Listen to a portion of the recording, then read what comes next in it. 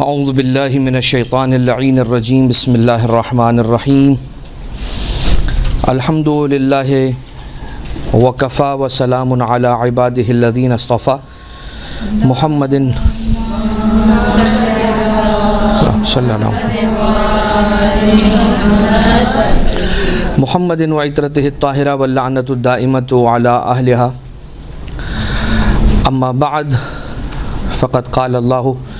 سبحانہ وتعالی فی محکم کتابہ ومتقن خطابہ وقولہ الحق وہو اصدق القائلین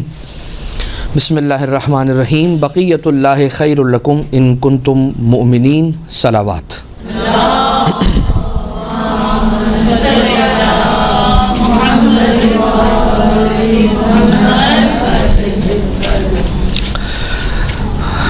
تمام تر حمد و ثنا اس خالق لم یزل اور لا یزال کے لیے کہ جس نے ہمیں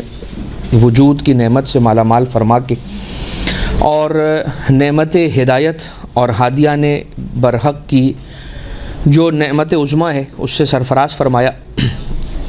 اور آل محمد علیہ الصلاۃ والسلام کی جو نعمت ہے جس سے بڑی کائنات کی اور کوئی نعمت نہیں ہے وہ ہم سب کے دامن میں بکھیر کے رکھی۔ سرکار صاحب الامر علیہ الصلاۃ والسلام کے حوالے سے جو گفتگو ہوئی تھی یہ اس کا دوسرا حصہ ہے، اور آج کی حد تک ہم سب سے پہلے مولا کے چند ایک القاب کو ڈسکس کریں گے، اور اس کے بعد پھر ہم ان اخبار کی طرف اور ان روایات کی طرف جائیں گے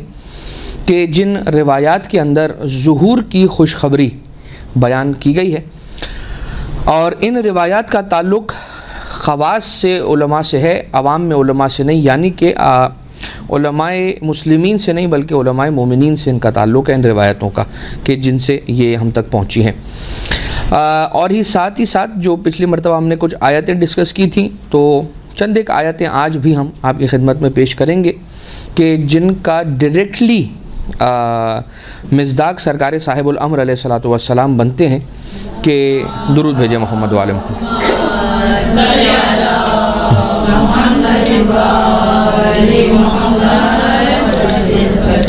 لہٰذا پہلا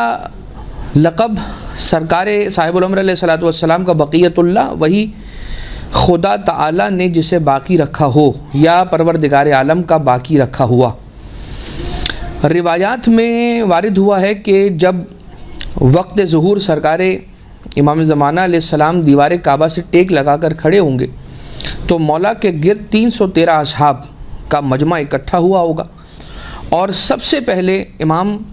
اس آیت کی تلاوت فرمائیں گے کہ بسم اللہ الرحمن الرحیم بقیت اللہ خیر لکم ان کنتم مومنین، کہ بقیت اللہ تمہارے لیے سب سے بہتر ہیں ان کنتم مومنین، اگر تم لوگ صاحب ایمان ہو تو پھر تمہارے لیے خیر اور بھلائی بقیت اللہ ہی کے اندر ہے۔ بقیت اللہ سے مراد کیا ہے؟ سرکار صاحب الامر علیہ السلام جن کو پروردگار عالم نے باقی رکھا ہے۔ خیر لکم کا معنی کہ کچھ اور بھی اس زمانے کے اندر ہو سکتا ہے کہ افراد ہوں کہ جو بقیت اللہ ہونے کا دعویٰ کریں یا کر چکے ہوں، یا امام زمانہ ہونے کا دعویٰ کریں یا کر چکے ہوں، جیسا کہ روایات ائمہ معصومین علیہ الصلاۃ والسلام میں یہ کثرت کے ساتھ مل جاتا ہے کہ جب مولا کا ظہور ہونا ہوگا اور جو غیبت کبریٰ کا زمانہ ہوگا، اس غیبت کے زمانے میں کثرت کے ساتھ لوگ یہ سر اٹھائیں گے یہ کہہ کر کہ ہم ہی مہدی ہیں اور ہم ہی صاحب الزمان ہیں اور ہم ہی امام زمان ہیں اور ہم ہی بقیت اللہ ہیں۔ لہٰذا ایسے کیسز کا کثرت کے ساتھ پیش آنا اور سر اٹھانا یہ غیبت کبریٰ کی خصوصیات میں سے خصوصیت ہے۔ البتہ آج کل کے زمانے میں ہمیں بہت زیادہ ایسا نہیں ملتا ہے، البتہ ایک زمانہ آئے گا کہ جب یہ بہت کثرت کے ساتھ ہوگا، لیکن ہر زمانے میں انسان کو اپنی آنکھیں تو کھلی رکھنی چاہیے تاکہ کوئی بھی جھوٹا دعوے دار امامت کا سر نہ اٹھا پائے اور ہم اپنا ایمان اس کے ہاتھوں پر نہ گوا بیٹھیں۔ دوسرا امام علیہ الصلاۃ والسلام کا جو لقب ہے وہ ہے حجت۔ البتہ حجت تو ہر امام ہے، ہر امام معصوم پروردگار عالم کی حجت ہے، یعنی دیگر ائمہ معصومین علیہ الصلاۃ والسلام کے ساتھ بھی یہ لقب حجت استعمال ہوتا ہے، اور امام علیہ الصلاۃ والسلام 12ویں امام علیہ السلام کو بھی حجت اللہ کہا جاتا ہے۔ لیکن عام طور سے حضرت حجت سے سرکار ہی کی ذات گرامی مقصود ہوتی ہے. جب ہم حجت ابن الحسن کہتے ہیں تو حجت ابن الحسن، ابن الحسن حسن عسکری علیہ الصلوۃ والسلام کا بیٹا حجت. اللہم صلی علی محمد و آل محمد.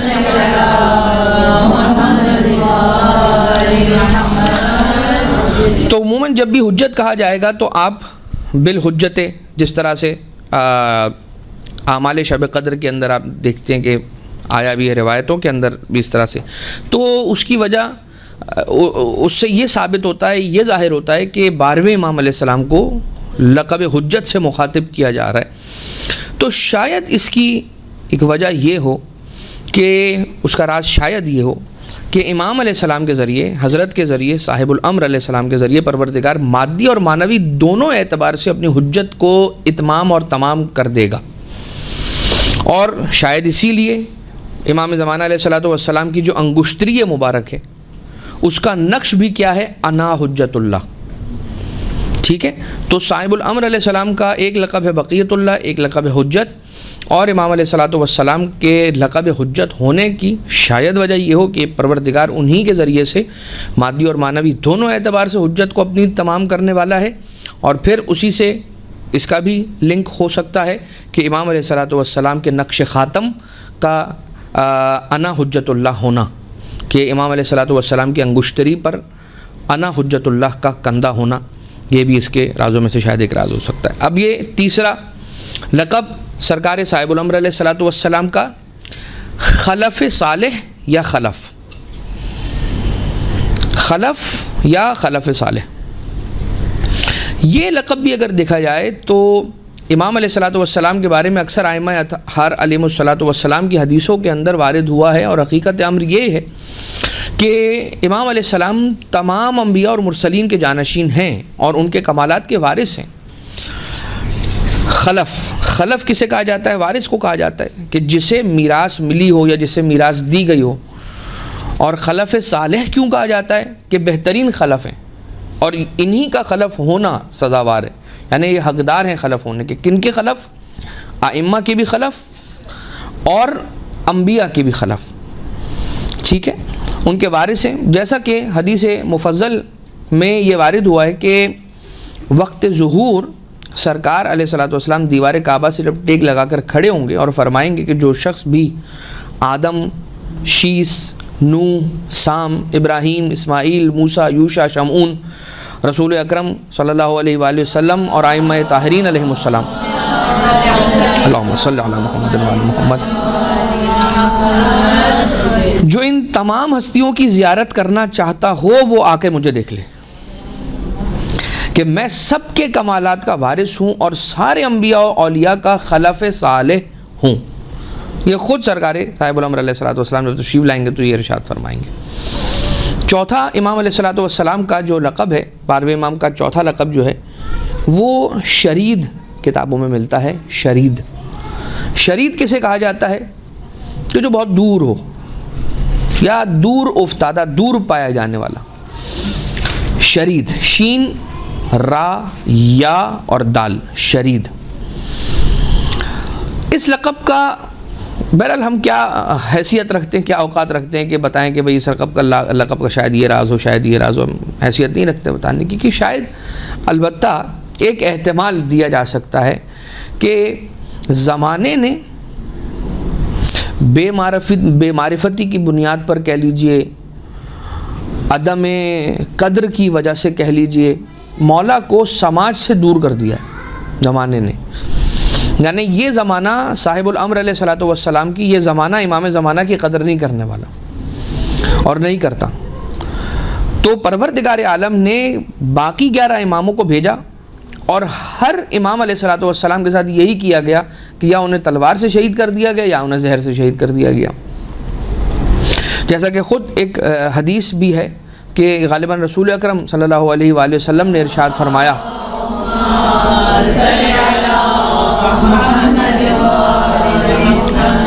کہ ہم میں سے کوئی ایک بھی ایسا نہیں ہے کہ جسے یا تلوار سے یا زہر سے شہید نہ کیا گیا ہو. تو ہم میں سے ہر ایک شہید ہے، یا تلوار سے ہمیں شہید کیا گیا یا زہر سے ہمیں شہید کیا گیا. تو امام علیہ الصلوۃ والسلام سماج سے دور کر دیے گئے، اس سماج کی برائیوں کی وجہ سے، ناقدری کی وجہ سے، بے معرفتی کی وجہ سے کہا جائے، اور یا یہ کہا جائے کہ آپ نے مصلحت الہی کی بنا پر خود کو معاشرے سے دور رکھا، جیسا کہ خود آپ نے فرمایا تھا کہ میرے والد بزرگوار نے وصیت فرمائی ہے کہ اپنے آپ کو خود کو سماج سے دور رکھنا، کہ ہر ولی خدا کے ظاہر سی بات ہے دشمن ہوتے ہیں، اور رب العالمین تمہیں باقی رکھنا چاہتا ہے، پروردگار عالم تمہیں محفوظ رکھنا چاہتا ہے اور تمہیں باقی رکھنا چاہتا ہے۔ لہٰذا شرید مولا کے القاب میں سے ایک لقب کہ جس کے معنی دور افتادہ ہونے کے، یا دور ہو جانے کے، یا کٹے ہوئے رہنے کے، یا آئسولیٹڈ رہنے کے ملتے ہیں۔ اس کے بعد سرکار صاحب الامر علیہ الصلوۃ والسلام کا ایک لقب ہمیں ملتا ہے، اور وہ ہے غریم، غین، را، یا اور میم، کہ جس کے معنی ہیں قرضدار یا قرض خواہ۔ دونوں معنی کے لیے یہ لفظ غریم، جو کہ صفت مشبہہ کا صیغہ ہے، یہ یوز کیا جا سکتا ہے، یوز ہو سکتا ہے۔ اس لقب کے حوالے سے علماء کرام یہ بتاتے ہیں، اور یہ بتایا جاتا ہے کہ سرکار کا امت اسلامیہ کے ذمے قرض ہے، صاحب الامر علیہ الصلوۃ والسلام کا امت اسلامیہ کے ذمے ان کی گردنوں پہ قرض ہے، ہماری گردنوں پہ مولا امام زمانہ علیہ السلام کا قرض ہے، اور آپ پر یعنی کہ خود صاحب الامر علیہ الصلوۃ والسلام پر احکام اسلامیہ کا قرض ہے، یعنی کہ جو مولا کی ذمہ داریاں ہیں ان ذمہ داریوں کا قرض امام کی گردن پر ہے، اور جو امام کا حق ہے، یعنی یوں کہہ لیجئے کہ امام علیہ الصلوۃ والسلام کا لقب غریم ہے۔ غریم کے معنی قرضدار یا قرض خواہ، ایک قرض امام پر ہے، ایک قرض امام کا ہے، اور جو امام علیہ الصلوۃ والسلام کا حق ہے وہ ہماری گردنوں پر قرض ہے، اور جو امام علیہ الصلوۃ والسلام کا فرض ہے وہ خود امام علیہ الصلوۃ والسلام کے اوپر قرض ہے خدا کا، جسے ادا کرنے کے لیے سرکار صاحب الامر علیہ الصلوۃ والسلام کو باقی رکھا گیا ہے، اور جس کے لیے مولا اسی طرح سے بے چین رہتے ہیں کہ جس طرح سے قرضدار اپنے قرض کی ادائیگی کے لیے بے چین رہا کرتا ہے۔ روایات کے اندر اس لقب کو لے کر ایک مصلحت یہ بھی بیان کی گئی ہے کہ اس طرح مومنین اپنے حقوق کو مختلف افراد کے ذریعے امام علیہ الصلوۃ والسلام تک پہنچا دیا کرتے تھے، اور کسی بھی شخص کو مال دیتے ہوئے اس لقب کا استعمال کیا کرتے تھے، اور کہتے تھے کہ ہمارے قرض خواہ تک پہنچا دینا، ہمارے غریم تک پہنچا دینا۔ ٹھیک ہے، امام علیہ الصلوۃ والسلام کی غیبت صغریٰ کے زمانے میں غالباً، اور یہ بات 100% صحیح بھی تھی کہ امت کے ذمے امامت علیہ الصلوۃ والسلام، امامت کے بے شمار حقوق ہیں جن کی ادائیگی کی ذمہ داری امت کے لیے ضروری ہے۔ لہذا سرکار صاحب الامر علیہ الصلوۃ والسلام کا قرض جو ہماری گردنوں پر ہے وہ کیا ہے کہ ہم مولا کی جو تعلیمات ہیں اس کے مطابق اپنی زندگی گزاریں، جو ہم پر اوبلیگیشنز ہیں ان کو ادا کرنے کی پوری کوشش کریں۔ اب اس کے اندر آپ مزید جب روایتوں کا مطالعہ کرتے ہیں، حدیثوں کو پڑھتے ہیں اور اس حدیث خوانی کرتے ہیں، تو آپ کو اندازہ ہوتا ہے کہ ان زمانوں میں جب آنے والا سوال لے کر آتا تھا امام معصوم علیہ السلام کے پاس، تو امام اس کا کس طرح سے جواب دیا کرتے تھے کہ جب کسی نے پوچھا کہ مولا اگر آپ کو ہم نہ پائیں، چاہے شہر میں نہ پائیں، چاہے ہمارے آس پاس آپ کو نہ پائیں، یا ہم کہیں گئے ہوئے ہوں یا آپ کہیں پر تشریف لے گئے ہوں، تو اگر ہم اس وقت میں اس زمانے میں آپ کے ساتھ نیکی کرنا چاہیں تو کس طرح سے کریں؟ مولا نے علیہ الصلوۃ والسلام مولا نے ارشاد فرمایا کہ جو ہمارے مخلص موالی ہیں، جو ہمارے خالص ہم سے مودت رکھنے والے مومنین ہیں، ان کے ساتھ نیکی کرو، وہ ان کے ساتھ جو تم نے نیکی کی ہے وہ ہم تک پہنچ جاتی ہے۔ اس کے معنی یہ ہوئے کہ غیبت کبریٰ میں کہ جس زمانے میں ہم امام علیہ الصلوۃ والسلام کو نہیں پاتے ہیں، اس زمانے میں اگر ہم امام علیہ السلام کے ساتھ نیکی کرنا چاہیں تو ہمیں کیا کرنا چاہیے کہ جو ان کے مخلص فالوورز ہیں، جو ان کے مخلص شیعہ ہیں، جو ان کے مخلص موالی ہیں، موالی ان معنوں میں نہیں کہ جو آج کل مشہور ہو گیا ہے، موالی ولا سے نکلا ہے کہ جو ان کی ولایت کا دم بھرتے ہیں، جو ان سے مودت رکھتے ہیں، جو ان کی امامت کو مانتے ہیں، جو ان کی اختیارات پر ایمان رکھتے ہیں، ان کی بات ہو رہی ہے۔ تو ان کے ساتھ نیکی کریں تو یہ نیکی صاحب الامر علیہ السلام تک پہنچتی ہے۔ اس کے بعد خود سرکار کا وہ لقب کہ جسے قائم کے نام سے ہم اور آپ سب جانتے ہیں، اور اسی لقب کے ساتھ منسوب یہ ادارہ کہ جس میں اس وقت یہ ذکر شامخ سرکار صاحب الامر والعصر والزمان اجل اللہ تعالیٰ فرجہ شریف ہو رہا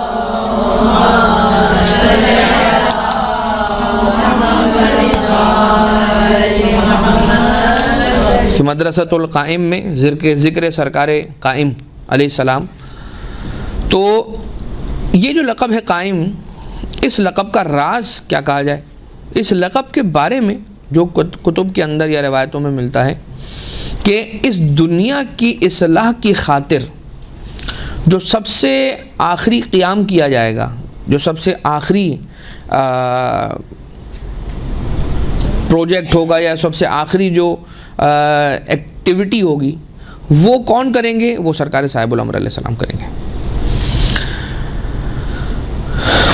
اور یہ امام علیہ السلام ہی کی ذمے رکھا گیا ہے،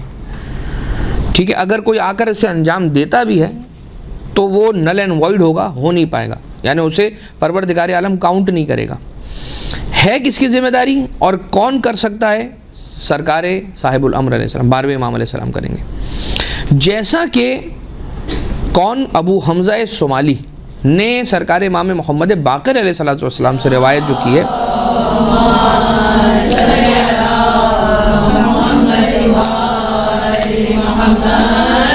اس روایت میں نقل کیا ہے کہ میں نے سرکار سے دریافت کیا، پوچھا امام باقر علیہ السلام سے کہ جب آپ سب ہی حق کے ساتھ قیام کرنے والے ہیں تو صرف آخری حجت کو قائم کیوں کہا جاتا ہے؟ تو مولا امام باقر علیہ السلام نے ارشاد فرمایا کہ شہادت امام حسین علیہ السلام کے بعد ملائکہ نے بارگاہ پروردگار عالم میں عرض کی کہ تیرے پیارے نبی کا پیارا بیٹا شہید کر دیا گیا اور ہم اس کی مدد بھی نہیں کر سکے۔ تو پروردگار عالم کی بارگاہ سے ارشاد ہوا کہ تمہیں آخری وارث حسین کی مدد کرنے کے لیے باقی رکھا گیا ہے، تمہیں باقی رکھا گیا ہے۔ آج تم حسین ابن علی کی مدد کے لیے نہیں جا سکے، کل تم وارث حسین ابن علی کی مدد کے لیے جاؤ گے، اور ہم نے تمہیں ان کے لیے باقی رکھا ہے۔ اور اس کے بعد جملہ انوار ائمہ اطہار علیہ السلام کو ظاہر کیا گیا تو آخری نور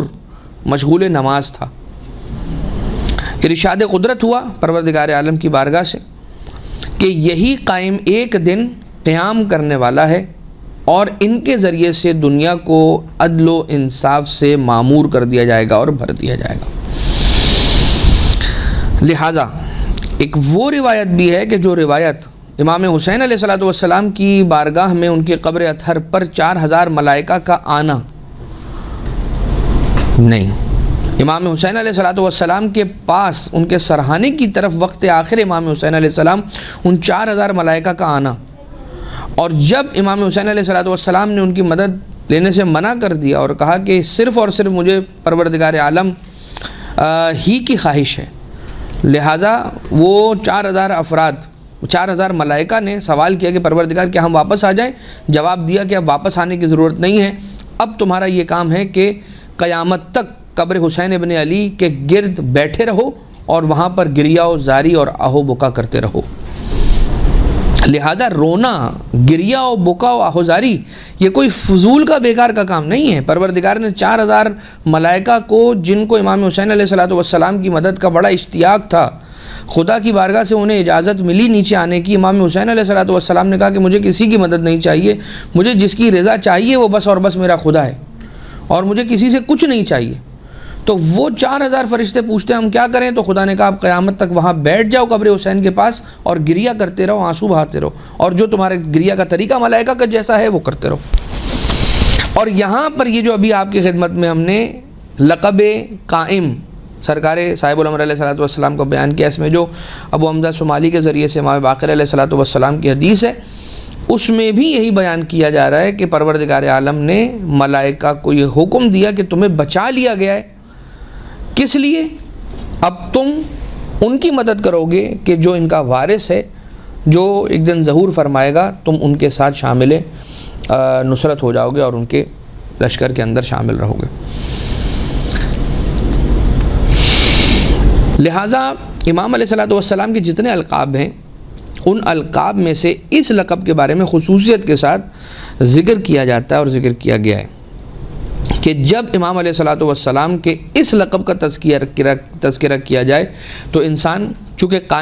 قیام سے جڑا ہوا ہے اور سرکار صاحب الامر علیہ السلام قیام کرنے والے ہیں، تو جب امام علیہ الصلوۃ والسلام کا یہ لقب دہرایا جائے تو انسان کو چاہیے کہ اپنی جگہ سے بلند ہو جایا کرے۔ اب دیبل خزائی نے اپنے قصیدے کے اندر بھی امام صاحب الامر علیہ الصلوۃ والسلام کا ذکر کیا، تو وہاں پر بھی اس انداز سے، یہ کون سا قصیدہ ہے؟ یہ وہی قصیدہ ہے کہ جو مولا رضا علیہ الصلوۃ والسلام نے جب بلایا تھا،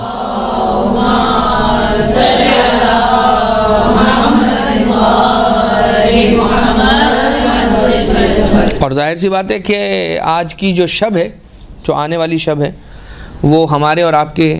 8ویں امام سرکار علی ابن موسیٰ الرضا علیہ الصلوۃ والسلام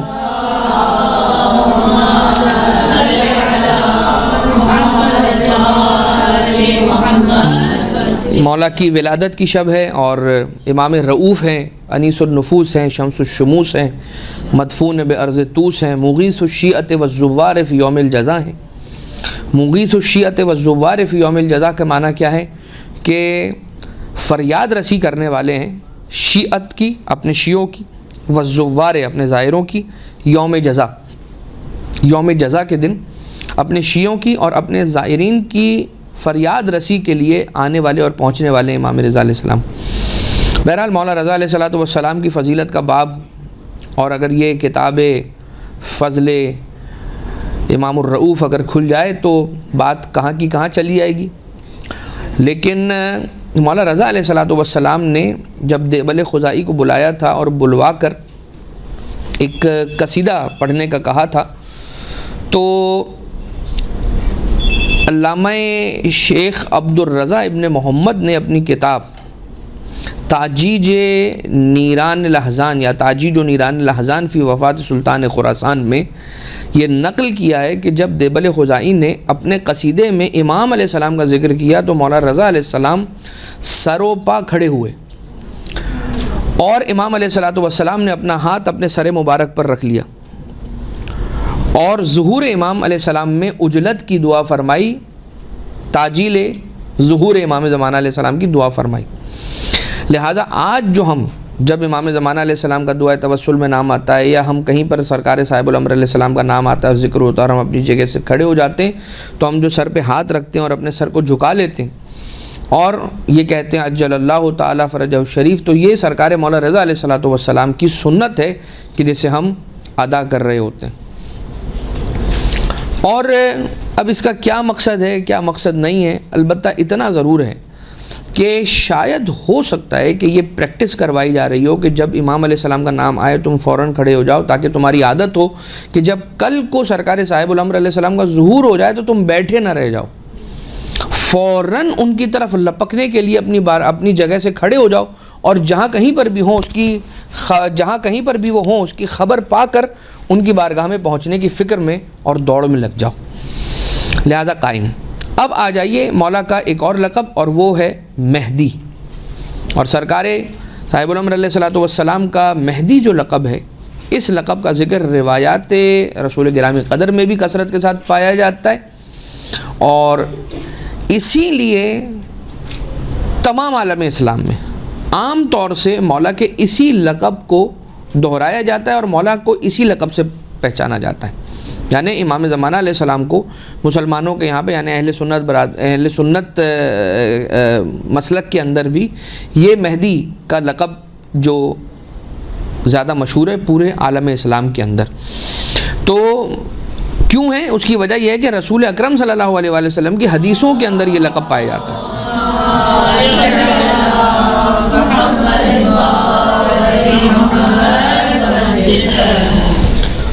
چونکہ سرکار صاحب الامر کا یہ لقب رسول کی حدیثوں کے اندر احادیث میں پایا جاتا ہے، اس لیے یہ سب سے زیادہ معروف لقب ہے امام کا۔ اور اس کے بارے میں روایت میں بھی وارد ہوا ہے کہ جو مہدی کے قیام اور خروج کا انکار کر دے گا اس نے پیغمبر اسلام پر نازل ہونے والے جتنے بھی احکامات ہیں سب کے سب کا انکار کر دیا۔ رسول اکرم کے تمام احکام اور تعلیمات کا دار و مدار قیام مہدی پر ٹکا ہوا ہے، اور اس سے انحراف کے معنی یہ ہیں کہ ہم نے سارے احکامات اور سارے تعلیمات سے انحراف کر دیا اور اس سے روگردانی کر دی۔ لہٰذا مہدی امام کے القاب میں سے ایک لقب ہے مولا کا منتظر۔ یوں تو مولا کے دونوں ہی لقب ہیں، منتظر بھی ہیں اور منتظر بھی ہیں، ٹھیک ہے۔ یہ سرکار کا وہ لقب ہے جو مولا کی واضح ترین وہ صفت ہے کہ جن کے حوالے سے صاحبان ایمان مسلسل آپ کا انتظار کرتے ہیں، اور روایات معصومین علیہ الصلوۃ والسلام میں بار بار اس انتظار کی تاکید کی گئی ہے اور اس کو افضل اعمال امت رسول قرار دیا گیا ہے۔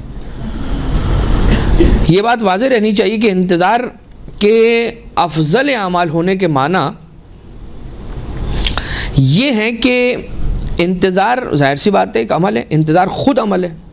یعنی انتظار کرنا۔ کچھ لوگ کہتے ہیں کہ صرف انتظار کرنے سے کیا ہوگا؟ بھائی انتظار خود ایک عمل ہے جو کیا جاتا ہے اور جو کیا جا رہا ہے۔ یہ شبہ ہے اور یہ اعتراض مثال کے طور پر جو کیا جاتا ہے کہ صرف انتظار، بیٹھے بیٹھے انتظار، تو اگر آپ دیکھیں تو ہم نے کرنا کیا ہے؟ امام زمانہ علیہ السلام کا انتظار کرنے کا کہا جا رہا ہے، تو انتظار کے معنی کیا ہے؟ انتظار کرنا ہے، واقعی میں انتظار کرنا ہے۔ بیٹھے رہنے کے معنی کیا ہے؟ کہ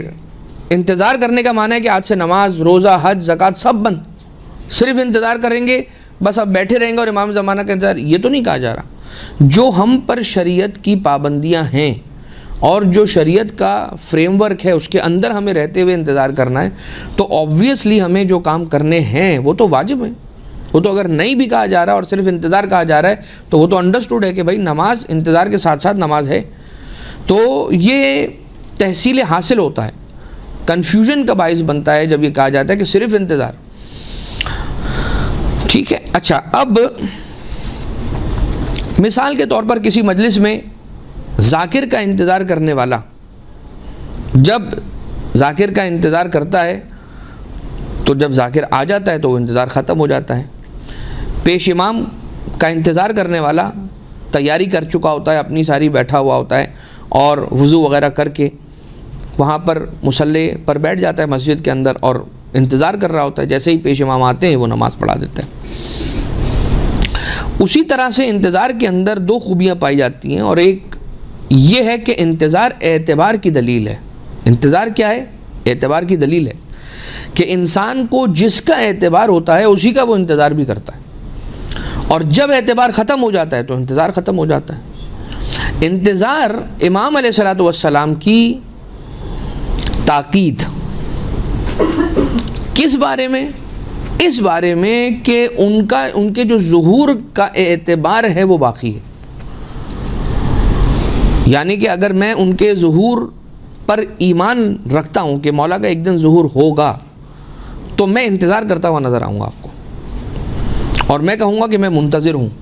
اور میں کسی صاحب کے انتظار میں ہوں، یعنی کہ امام کے انتظار میں ہوں میں۔ ایک بات۔ دوسری بات یہ بھی ہے کہ انتظار کا ایک رخ یہ ہے کہ انسان ظاہر سی بات ہے کہ مطمئن نہیں ہوتا، یعنی کہ ایک سسٹم ہے جو ابھی چل رہا ہے، جب تک سرکار صاحب الامر علیہ الصلوۃ والسلام نہ آ جائیں گے مجھے 100% اطمینان نہیں ہوگا۔ جب مولا تشریف لے آئیں گے تب میں مطمئن ہوں گا، اور موجودہ حالات سے مطمئن نہیں ہوں، میں راضی نہیں ہوں گا۔ لہذا انتظار کے معنی یہ ہیں کہ اس دن کا انتظار کرنا ہے کہ جس دن سرکار صاحب الامر علیہ الصلوۃ والسلام ظہور فرمانے والے، اور اسے افضل اعمال امتی کہا گیا ہے کہ یہ افضل اعمال میں سے ہیں۔ اب انتظار عدم انتظار کے مقابلے پر ہے۔ مطلب کیا؟ روایتیں اتنی خطرناک ہیں کہ جن میں یہ ملتا ہے کہ جب امام زمانہ علیہ الصلوۃ والسلام کی غیبت طولانی ہوگی، اور یہ طولانی غیبت ہے، امام زمانہ کی غیبت کبریٰ طولانی غیبت ہے، اس غیبت کی خصوصیت یہ ہے کہ یہ طولانی غیبت ہے۔ کتنی طولانی ہے؟ اس کے بارے میں آپ روایت میں دیکھتے تو آپ کو یہ ملے گا کہ اتنی طولانی ہے یہ غیبت کہ لوگ اپنا ایمان اپنے ہاتھوں سے گوا بیٹھیں گے، یہ کہتے ہوئے کہ یا تو امام زمانہ مر چکے یعنی کہ شہید کر دیے گئے نعوذ باللہ من ذالک، یا یہ کہ اب پروردگار عالم کو ان کی ضرورت نہیں ہے نعوذ باللہ من ذالک۔ یہ خود روایتوں کے اندر موجود ہے جس کا ترجمہ میں نے آپ کے سامنے پیش کیا ہے۔ ٹھیک ہے، اس کو یہیں تک رکھتے ہیں اور اب ہم اس حصے کی طرف آ جاتے ہیں کہ جس میں وہ بشارتیں ہیں۔ ایک دو آیتیں آپ کی خدمت میں عرض کر دیتے ہیں مولا کے وجود کے اعتبار سے۔ اگرچہ ایک بات یاد رہے کہ امام زمانہ علیہ الصلاۃ والسلام، چلے ہمارے یہاں پر ہم صاحب الامر کہتے ہیں، ہم امام زمانہ علیہ السلام کہتے ہیں، ہم بقیت اللہ کہتے ہیں، ہم مہدی کہتے ہیں، لیکن دنیا کے جتنے مختلف ادیان ہیں، ہر مذہب ہر دین میں ایک مسیحا کا ذکر، ایک سیویئر کا ذکر ضرور ملتا ہے، اور اس سیویئر کے بارے میں یہی ملتا ہے کہ یہ سیویئر جب آئے گا تو دنیا کو ہر برائی سے پاک کر دے گا اور اس دنیا کو اچھائیوں سے بھر دے گا۔ وہی صفت کہ جو سرکار صاحب الامر علیہ السلام کے حوالے سے ہے کہ یہ دنیا کو عدل و انصاف سے ویسے ہی بھر دیں گے کہ جیسے وہ ظلم و جور سے بھری ہوئی ہوگی۔ یہاں پر دیکھیے کہ بسم اللہ الرحمن الرحیم سورہ نساء کی آیت نمبر 159، جس میں پروردگار عالم کا یہ فرمان ہے، بسم اللہ الرحمن الرحیم وَإِن مِّنْ أَهْلِ الْكِتَابِ إِلَّا لَيُؤْمِنَنَّ بِهِ قَبْلَ مَوْتِهِ وَيَوْمَ الْقِيَامَةِ يَكُونُ عَلَيْهِمْ شَهِيدًا۔ کوئی ایک بھی اہل کتاب ایسا نہیں ہوگا مگر ایک ایسا دن آئے گا کہ وہ ان پر ایمان لے آئے گا۔ اور کن کی بات ہو رہی ہے کہ ان پر ایمان لے آئے گا؟ حضرت عیسیٰ علیہ السلام پر ایمان لے آئے گا۔ اہل کتاب کی بات ہو رہی ہے چونکہ وَإِن مِّنْ أَهْلِ الْكِتَابِ إِلَّا لَيُؤْمِنَنَّ بِهِ کہ حضرت عیسیٰ علیہ السلام پر ہر اہل کتاب ایک ایسا دن آئے گا کہ کوئی ایک اہل کتاب بھی حضرت عیسیٰ علیہ السلام پر ایمان کے بغیر نہ رہے گا۔ قبل موت ہی، اپنی موت سے پہلے، وَيَوْمَ الْقِيَامَةِ يَكُونُ عَلَيْهِمْ شَهِيدًا، اور ان پر ایک گواہ ہوگا قیامت کے دن کہ جو اس بات کی گواہی دے گا کہ ان سب نے ایمان رکھا ہے حضرت عیسیٰ علیہ السلام پر۔ تفسیر قمی میں جناب علی ابن ابراہیم قمی نے اس حدیث کو نقل کیا ہے۔ کون؟ شہر ابن حوشب یہ راوی ہیں، اور کہتے ہیں کہ اے شہر، کتاب خدا کی آیت، کون سی آیت؟ یہی والی وَإِن مِّنْ أَهْلِ الْكِتَابِ إِلَّا لَيُؤْمِنَنَّ بِهِ، پڑھ کر سنائی۔ اس کے بعد کہا کہ حجاج ابن یوسف کی کے سامنے یہ حاضر ہوئے ہیں شہر ابن حوشب، کہتا ہے امیر یہ کون سی آیت ہے؟ کہنے لگا کہ یہ پروردگار عالم کا وہ قول ہے کہ وَإِن مِّنْ أَهْلِ الْكِتَابِ، اور یوں کر کے کہ حضرت عیسیٰ علیہ السلام پر پروردگار عالم ایک ایسا دن لائے گا کہ جس دن حضرت عیسیٰ علیہ السلام پر ہر اہل کتاب ایمان لے کر آئے گا۔ ہر اہل کتاب حضرت عیسیٰ علیہ السلام پر ایمان لے کر آئے گا۔ امام معصوم علیہ السلام، سرکار امام محمد باقر علیہ السلام ارشاد فرماتے ہیں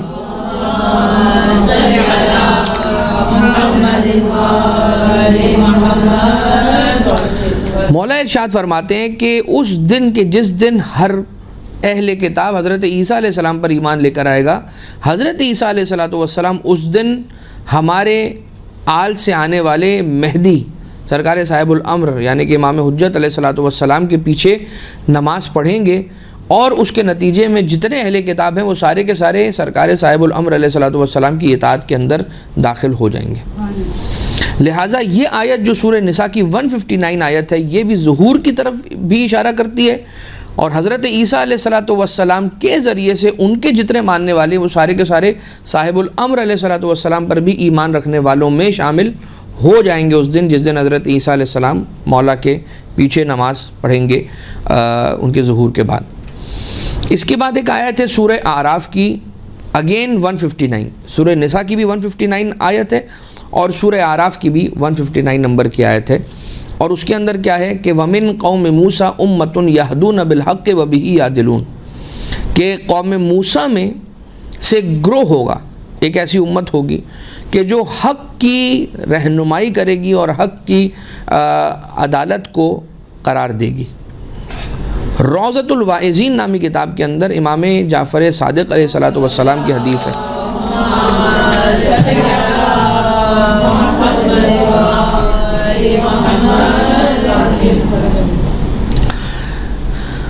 اور خود شیخ عیاشی نے بھی اپنی سند کے ساتھ جناب مفضل ابن عمر سے اس حدیث کو نقل کیا ہے کہ امام معصوم علیہ السلام سے نقل کرتے ہیں اور کہتے ہیں کہ گروہ ہوگا جو حضرت موسیٰ علیہ السلام کی قوم سے ہوگا، اصحاب کہف ہوں گے، اور ان کے علاوہ کچھ لوگ ہوں گے کہ جو پشت کعبہ سے نکل کر سامنے آئیں گے اور امام زمانہ علیہ السلام کے ساتھ دینے والوں میں سے، ان کے ناصروں میں سے ہو جائیں گے۔ کون لوگ؟ حضرت موسیٰ علیہ السلام کی قوم میں سے ایک گروہ اور اصحاب کہف اور ان کے علاوہ کچھ۔ یہ کون لوگ ہیں؟ یہ تفسیر عیاشی کے اندر انہوں نے لکھا کہ اذا قام قائم آل محمد علیہ السلام استخرجا من ظہر الکعبۃ 27 رجلا، کہ جب امام علیہ السلام قائم آل محمد علیہ السلام کا جب ظہور ہوگا تو مولا جب تشریف لے کر آئیں گے تو ظاہر کعبے کی پشت سے 27 مرد نکل کر امام علیہ السلام کے ساتھ شامل ہو جائیں گے۔ ان میں سے 15 افراد قوم موسیٰ میں سے ہوں گے علیہ السلام، وہ کہ جو حق پر فیصلہ کرنے والے ہیں اور حق کی ہدایت دینے والے ہیں۔ وہ 15 افراد ہوں گے جو حضرت موسیٰ علیہ السلام کی قوم میں سے ہوں گے، جو حق پر ہوں گے اور حق کا نفاذ کرنے والے ہوں گے۔ ان میں اصحاب کہف ہوں گے، ان 27 افراد میں 15 یہ ہوں گے، اصحاب کہف کے 7 افراد ہوں گے، حضرت یوشع جناب وسیع حضرت موسیٰ علیہ السلام کے وسیع حضرت یوشع ابن نون ہوں گے، مومن آل فرعون ہوں گے، جناب سلمان فارسی ہوں گے، ابو دجانہ انصاری ہوں گے اور مالک اشتر ہوں گے۔ یہ 27 افراد امام زمانہ علیہ السلام کے ساتھ شامل ہو جائیں گے ان کے ظہور فرمانے کے بعد، پشت کعبہ سے یہ نمودار ہوں گے اور امام زمانہ علیہ السلام کے ساتھ یہ افراد شامل ہو جائیں گے۔ تو یہ جو آیت ہے سورہ اعراف کی آیت نمبر 159، وَمِن قوم موسیٰ أُمَّةٌ يَهْدُونَ بِالْحَقِّ وَبِهِ يَعْدِلُونَ، یہ حضرت موسیٰ علیہ السلام کی قوم کے افراد اور کچھ اور افراد یعنی 15 اور 12، یہ افراد سارے مل کر 27 بنیں گے اور امام زمانہ علیہ السلام کے ساتھ دیگر افراد کے ساتھ ساتھ شامل ہو جائیں گے۔ اچھا جی، ہم ایک درود بھیجیں سارے مل کر محمد والے۔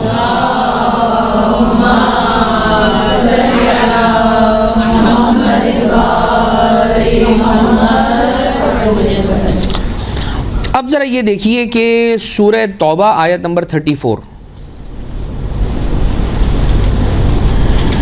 پروردگار عالم سورہ برات میں ارشاد فرماتا ہے هو الذی ارسل رسولہ بالہدی ودین الحق لیظہرہ علی الدین کلہ ولو کرہ المشرکون، کہ وہی وہ خدا ہے کہ جس نے اپنے رسول کو ہدایت کے ساتھ بھیجا اور دین حق دے کر بھیجا، لیظہرہ علی الدین کلہ، تاکہ وہ اپنے دین کو مکمل طور پر ظاہر کر دیں پروردگار،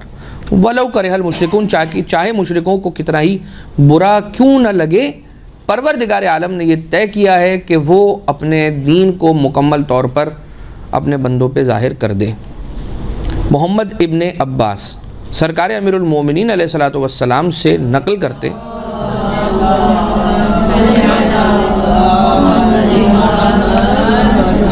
کلینی امام کاظم علیہ السلام سے، عیاشی اور طبرسی امام باقر علیہ السلام سے روایت کرتے ہیں۔ اب یہ پورا سلسلہ سند انہوں نے بیان کیا ہوا ہے۔ کہتے ہیں کہ اس آیت مبارکہ کی تعویل زمانہ ظہور میں امام زمانہ علیہ الصلوۃ والسلام سے کے قیام سے متصل ہے، اس کے متعلق ہے کہ جب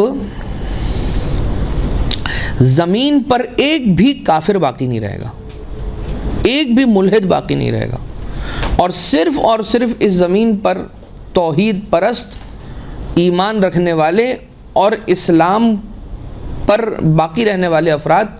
وہی بچ جائیں گے، باقی یہ روئے زمین ایک ایک کافر سے پروردگار عالم خالی کر دے گا۔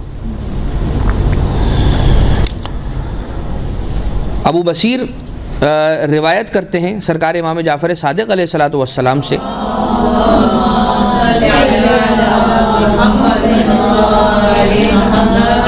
اسی آیت کریمہ کی، اسی آیت مبارکہ کے حوالے سے، هو الذی ارسل رسولہ بالہدی والی آیت کے حوالے سے کہ واللہ ما نزل تعویلہ حتی، اس آیت کی تعویل نازل نہیں ہوگی یہاں تک کہ حضرت قائم علیہ الصلوۃ والسلام خروج فرمائیں گے، یعنی ظہور فرمائیں گے، اور جب قائم علیہ الصلوۃ والسلام ظہور فرمائیں گے تو اللہ کا کفر کرنے والا ایک بھی شخص باقی نہیں رہے گا، ایک بھی مشرک باقی نہیں رہے گا، یہاں تک کہ لو کان کافر فی بطن صخرۃ، اگر کسی پتھر میں بھی کافر چھپا ہوا ہوگا تو وہ پتھر پکار کر یہ کہے گا کہ میرے اندر ایک کافر چھپا ہوا ہے، آئیے اور اسے قتل کر دیجیے، یعنی مجھے توڑ دیجیے، پتھر کہے گا کہ مجھے توڑ دیجیے اور مجھے توڑ کر مجھ میں سے کافر نکال دیجیے اور اسے قتل کر دیجیے۔ یعنی یہ وہ دن ہوگا کہ جس کو ہم کلین اپ ڈے کہہ سکتے ہیں، کہ پروردگار عالم نے اس دن طے کر لیا ہے کہ اب ساری حجتیں تمام ہو گئی ہیں، ظاہری حجتیں بھی، باطنی حجتیں بھی سب تمام ہو گئیں۔ اب کیا ہوگا؟ اب جتنے کافر اس روئے زمین پر بچے ہیں یہ سب کے سب ختم کر دیے جائیں گے۔ کیوں؟ حضرت نوح علیہ الصلوۃ والسلام نے یہ فرمایا تھا کہ رب لا تذر علی الارض من الکافرین دیارہ، کہ اے پروردگار روئے زمین پر ایک کافر کو بھی نہ چھوڑ، سب کو قتل کر دے۔ تو اب اس پہ علماء نے گفتگو کی ہے، بحث کی ہے، ڈسکشن کی ہے کہ حضرت نوح علیہ السلام ایسے کیسے کہہ سکتے ہیں کہ کیا پتہ کسی ایک صلب سے کوئی مومن آنے والا ہو کئی پشتوں کے بعد۔ لیکن حضرت نوح علیہ الصلوۃ والسلام کی آنکھیں دیکھ چکی ہیں، ان کا علم نبوت، علم غیب، علم لدنی دیکھ چکا ہے کہ اب جتنے افراد باقی ہیں ان افراد میں سے کوئی ایک بھی ایسا نہیں ہے کہ جن کی نسل سے کوئی مومن آنے والا ہو۔ لہٰذا حضرت نوح علیہ الصلوۃ والسلام نے کہا کہ ربی لا تذر علی الارض من الکافرین دیارہ۔ اور بہرحال اب یہ تو حضرت نوح علیہ الصلوۃ والسلام کی بات ہے، اور وہ جناب سرکار امیر المومنین علیہ السلام کی ذوالفقار کی بات ہے کہ جو 70 نسلوں تک دیکھ رہی ہے، اور مولا امیر المومنین علیہ السلام بھی یہ مالک اشتر سے کہہ رہے ہیں کہ جب یہ بات آئی کہ تم نے کتنے مارے، ہم نے کتنے مارے، ایک کم کے فرق سے سرکار امیر المومنین علیہ السلام نے ایک زیادہ مارا تھا اور مالک اشتر نے ایک کم مارا تھا عدد کے اعتبار سے، تو سرکار امیر المومنین علیہ الصلوۃ والسلام نے جان لیا کہ مالک اشتر کے ذہن میں کوئی خیال ایسا نہ ہو کہ آ جائے۔ فوراً مولا نے فرمایا کہ فرق ہے تمہاری تلوار چلانے میں اور میرے تلوار چلانے میں مالک اشتر، اپنا تقابل مجھ سے نہ کرنا، اس لیے کہ تم جب چلا رہے تھے تلوار تو تم نسلوں میں نہیں دیکھ رہے تھے، اور جب میری تلوار چل رہی تھی تو میں تو دیکھ ہی رہا تھا مگر ذوالفقار بھی نسلوں میں دیکھ رہی تھی۔ اب اللہم صلی علی محمد و آل محمد۔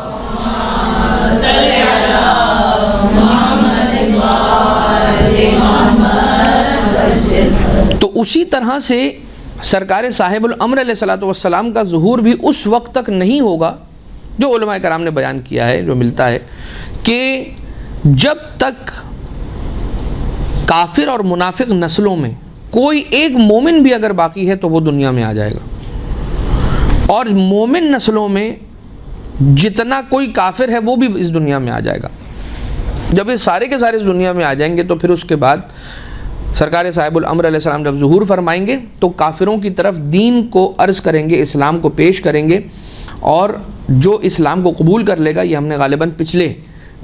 درس میں آپ کی خدمت میں عرض کیا تھا کہ جو اسلام کو قبول کرتا چلا جائے گا، مولا صاحب الامر علیہ الصلوۃ والسلام اس کو دین کی تعلیم، نماز، روزہ وغیرہ جتنی بھی تعلیمات ہیں وہ پیش کر دیں گے، اور جو اسلام کو قبول نہیں کرے گا اس کی گردن کو اڑا دیا جائے گا۔ اس لیے کہ یہ وہ دن ہوگا کہ جس دن اگر پتھر کے اندر بھی کوئی کافر چھپا ہوا ہوگا تو پروردگار عالم کی طرف سے اس پتھر سے یہ آواز آئے گی اور اندر سے کافر کو نکال کر قتل کر دیا جائے گا۔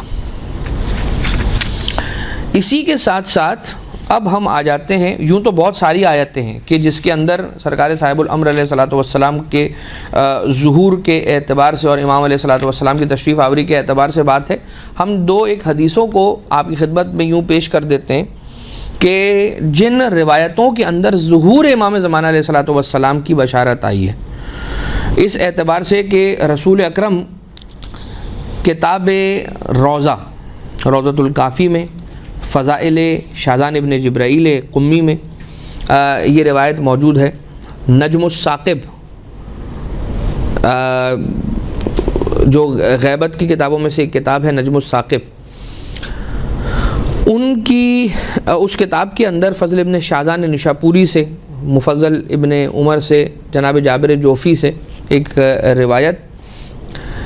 کہ جب پروردگار عالم نے حضرت ابراہیم علیہ الصلوۃ والسلام کو خلق فرمایا تو ان کی نگاہوں سے سارے کے سارے حجابوں کو اٹھا دیا، اور جب پروردگار عالم نے حجابوں کو حضرت ابراہیم علیہ الصلوۃ والسلام کی آنکھوں سے ہٹا دیا تو جناب ابراہیم علیہ السلام نے عرش کی جانب نگاہ دوڑائی، ایک نور کو دیکھا، اور اس نور کے حوالے سے پروردگار عالم سے سوال کیا، الہی و سیدی یہ کیسا نور ہے؟ فرمایا کہ اے ابراہیم یہ نور محمد مصطفیٰ صلی اللہ علیہ وآلہ وسلم ہے۔ اللہم صلی علی محمد وآل محمد، جو میرے چنیدہ ہیں، چنے ہوئے ہیں، اور انہیں میں نے ساری خلق پہ، اپنی تمام خلقت پر افضلیت عطا کی ہے۔ پھر جناب ابراہیم علیہ الصلوۃ والسلام نے جب نگاہ کی تو پھر سوال کیا، الہی و سیدی اس نور کے بالکل ساتھ ملا ہوا ایک اور نور ہے، یہ کیسا نور ہے؟ فرمایا اے ابراہیم یہ نور علی ابن ابی طالب ہے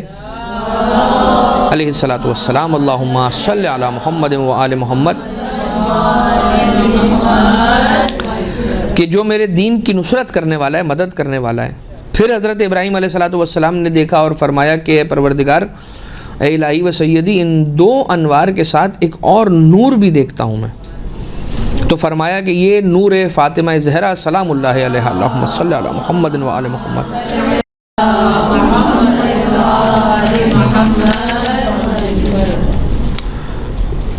یہ اس بی بی کا نور ہے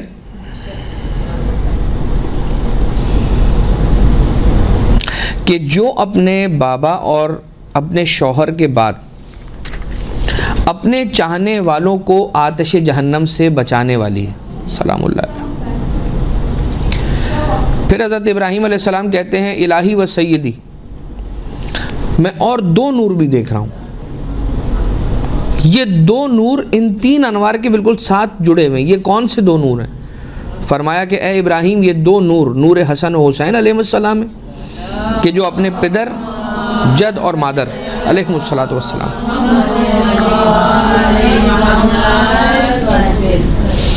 اور اس کے بعد فرماتے ہیں کہ الہی و سیدی میں 9 نور ان 5 انوار کے گرد دیکھتا ہوں۔ فرمایا کہ اے ابراہیم یہ میرے وہ امام ہیں، یہ 9 میرے وہ امام ہیں کہ جو ان کے فرزندوں میں سے ہیں، یعنی حسن حسین علیہ السلام کے فرزندوں میں سے۔ تو کہنے لگے کہ اے پروردگار اور اے میرے مولا، ان کے کیا نام ہیں، ان کو کن ناموں سے پہچانا جاتا ہے؟ تو کہنے لگے کہ یا ابراہیم اولہم علی ابن الحسین، محمد ابن علی، جعفر ابن محمد، موسیٰ ابن جعفر، علی ابن موسیٰ، محمد ابن علی، علی ابن محمد، حسن ابن علی، و محمد ابن الحسن القائم المہدی عجل اللہ تعالی فرجہ الشریف۔ اللہم صلی علی محمد وآل محمد۔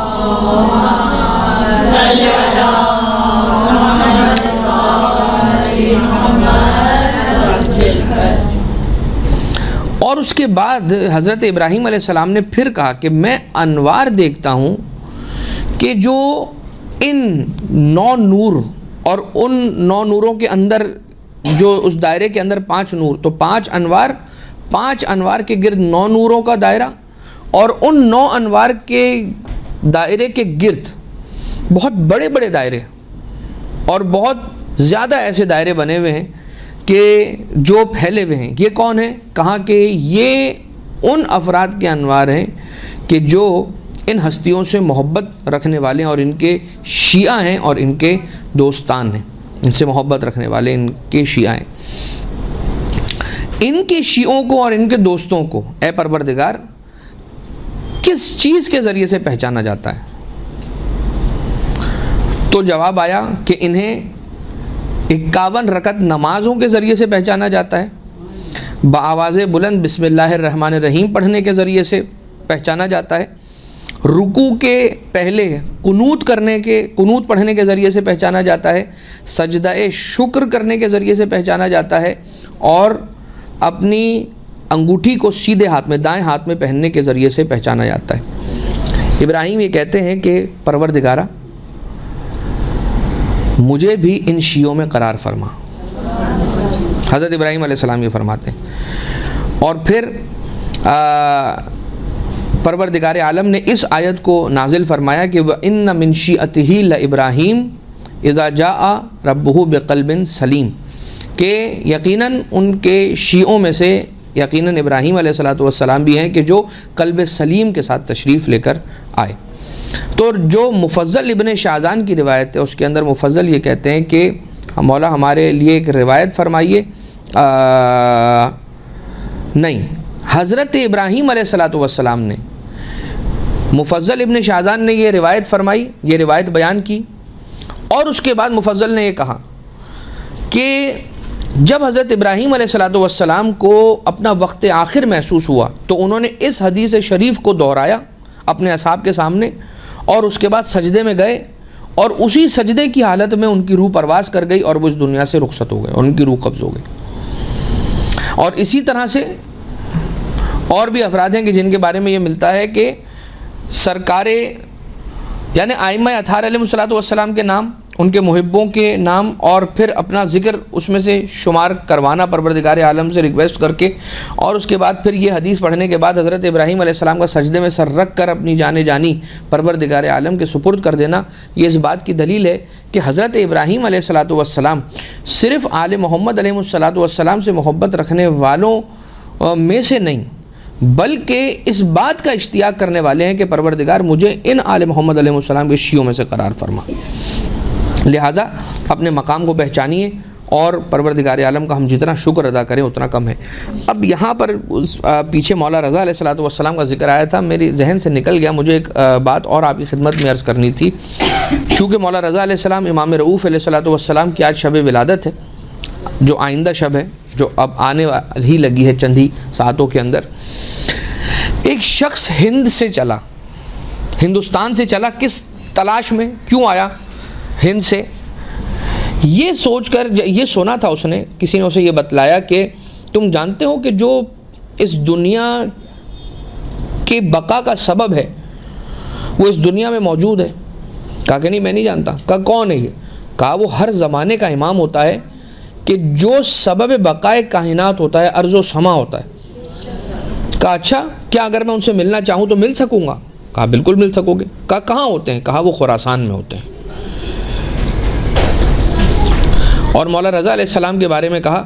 کہ وہ وہاں پر ہوتے ہیں۔ کہا اچھا، میں اگر جاؤں تو مجھ سے ملیں گے؟ کہاں ملیں گے۔ اور اس نے ہند سے رخت سفر باندھا اور طوس کی طرف چلنا شروع کیا، مرو کی طرف، خراسان کی طرف۔ اور امام رضا علیہ السلام کی بارگاہ میں ابھی پہنچا ہی تھا، پوچھتے پوچھتے،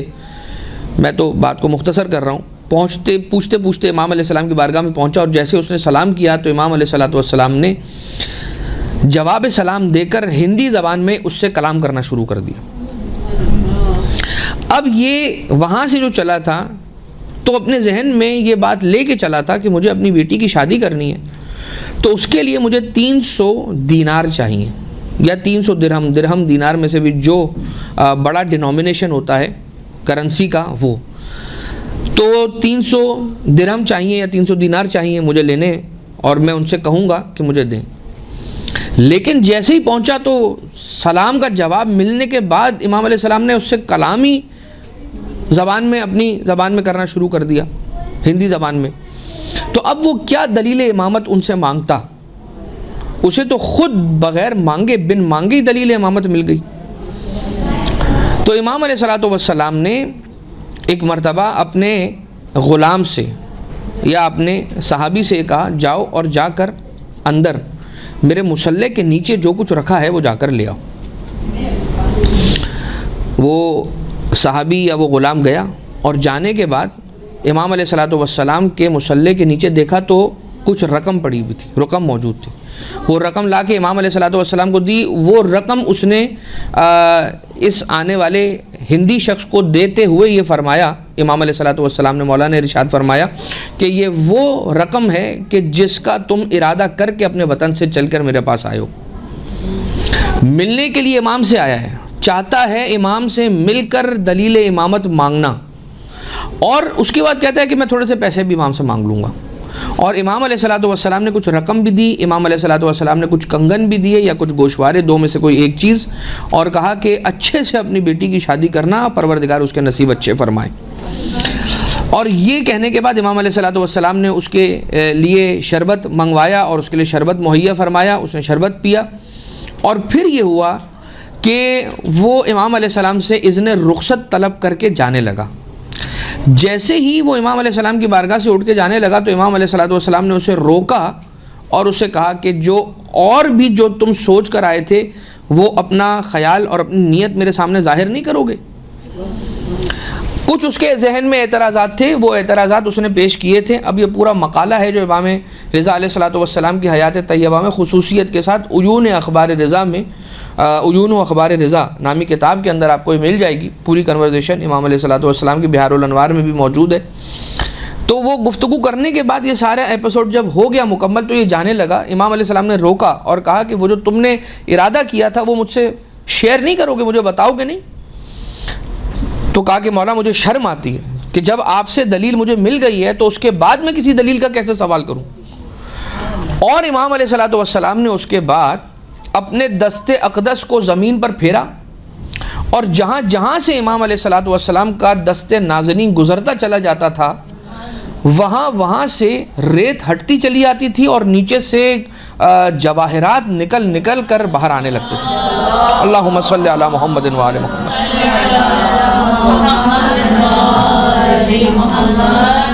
جیسے ہی اس نے ان جواہرات کو دیکھا تو اس کے ذہن میں کوئی خیال آیا ہوگا. امام علیہ السلام نے جو اپنا ہاتھ پھیرا تھا وہ دوبارہ سے واپس گھمایا اور جہاں سے ہاتھ پھیرا تھا گزارا تھا وہیں سے واپس گزارتے ہوئے اس ریت کو واپس ادھر ڈال دیا، یعنی کہ وہ جواہرات دوبارہ سے زمین کے اندر چلے گئے. اور امام علیہ السلام نے اس آنے والے مرد ہندی سے یہ ارشاد فرمایا، مولا نے کہا ابھی اس کا وقت نہیں آیا ہے، ابھی اس کا وقت نہیں آیا ہے، اور یہاں پہ حدیث ختم ہو گئی. اب ملا باقر مجلسی نے بہار الانوار کے اندر جہاں پر اس حدیث کو کوٹ کیا ہے اس کے نیچے انہوں نے بیانن لکھا ہے. اب بیان کا مطلب یہ ہے کہ یہ کوئی حدیث نہیں ہے امام کی، یہ ان کی فائنڈنگز ہیں یا اس پر یہ ان کا فٹ نوٹ ہے ملا باقر مجلسی کا جو انہوں نے بیانن کر کے لکھا ہے. کہیں پر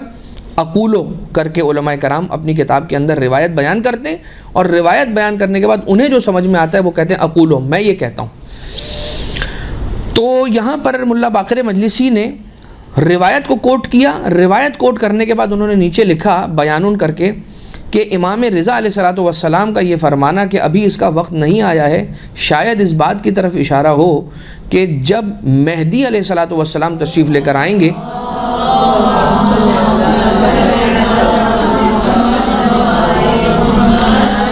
جب امام زمانہ علیہ السلام تشریف لے کر آئیں گے تب وہ دن ہوگا کہ زمین اپنے خزانوں کو اگل دے گی.